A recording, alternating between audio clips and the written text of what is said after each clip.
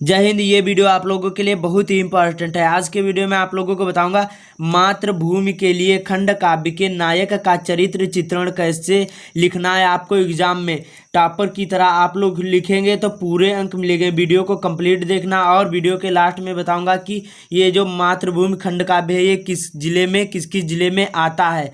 तो वीडियो को कंप्लीट देखना। पहले देखते हैं कि प्रश्न किस प्रकार से आपके एग्जाम में पूछा जाता है। तो यहाँ पर प्रश्न नंबर 12वां होता है आखिरी वाला।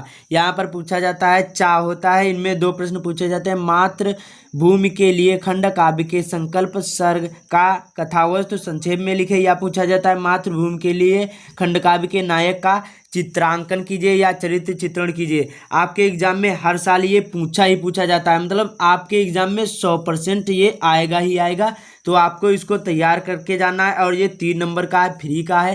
केवल वीडियो को पूरा देखना है, समझ जाएगा किस प्रकार से आपको लिखना है। और इसी प्रकार से लिखेंगे तो एक भी नंबर नहीं कटेगा। मैंने शॉर्ट में लिखा हूँ, जितना पूछा जाता है उतना ही आपको लिखना है। तो चलो शुरू करते हैं। और ये पूछा ही पूछा जाएगा। सबसे पहले आप लोग यहाँ पर जैसे सपोज दैट यहाँ पर प्रश्नोत्तर संख्या 12 है, तो यहाँ पर ऐसे लिखेंगे प्रश्नोत्तर और नंबर, और यहाँ पर 12 का चा है तो यहाँ पर चा लिखेंगे।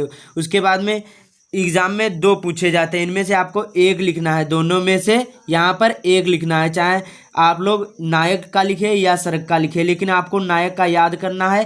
केवल वीडियो को देखना है, कंप्लीट याद हो जाएगा। तो आपको नायक का जरूर ही तैयार करना है बस, और कुछ नहीं। मतलब ये आपके एग्जाम में 100% आएगा। तो कैसे लिखना है, केवल आपको इतना याद रखना है। मैं बताऊंगा कि किस प्रकार से आपको तैयार करना है। तो सबसे पहले डॉक्टर जयशंकर त्रिपाठी द्वारा रचित मातृभूमि के लिए नामक खंड काव्य के राष्ट्रीय भावना के साक्षात अवतार एक तरुण देशभक्त अमर बलिदानी चंद्रशेखर आज़ाद की जीवन गाथा प्रस्तुत की है।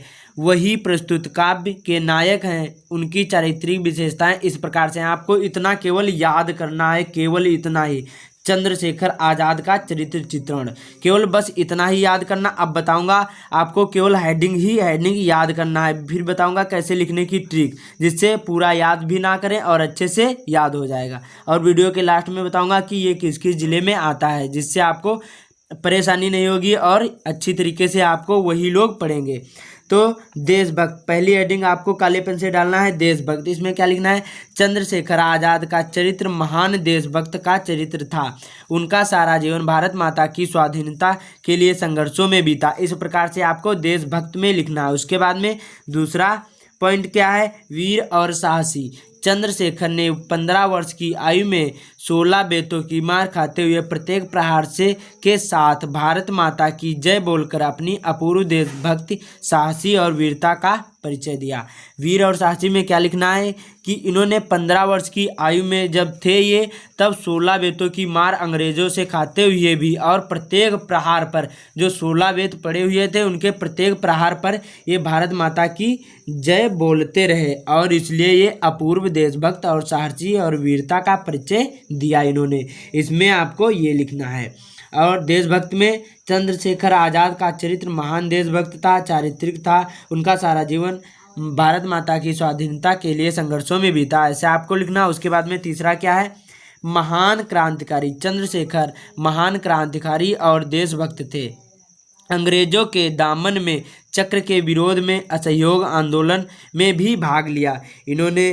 देखो, ये महान क्रांतिकारी थे, जो असहयोग आंदोलन चला था उसमें इन्होंने भाग लिया, और अंग्रेजों के दामन में चक्र का विरोध भी किया। इस प्रकार से आपको महान क्रांतिकारी में लिखना है। उसके बाद में अगला है अमर शहीद। इसमें क्या लिखना है, बचपन में ही स्वतंत्रता की आग को हृदय में बनाए हुए अंग्रेज सरकार को भयभीत कर दिया।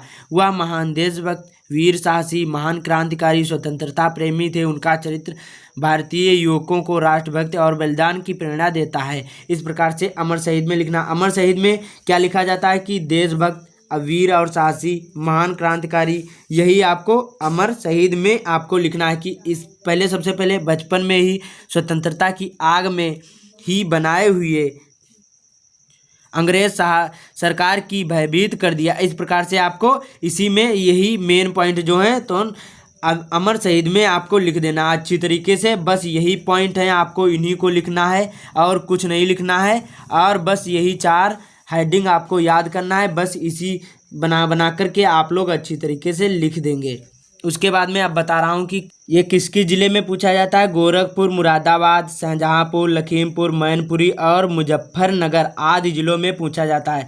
जो आप गोरखपुर में हो या मुरादाबाद या शाहजहाँपुर या लखीमपुर या मैनपुरी या मुजफ्फरनगर, तो आप लोग केवल यही को तैयार करना है खंड काव्य को, और यही 100% आएगा ही आएगा। अच्छी तरीके से तैयार करना है। और चैनल पर पहली बार आए तो सब्सक्राइब जरूर करिएगा। और किस टॉपिक पर वीडियो चाहते हैं वो भी बताइएगा, और किस ज़िले से आप लोग वो भी बताइएगा कमेंट में ज़रूर। जय हिंद, वंदे मातरम। मिलते हैं अगले वीडियो में।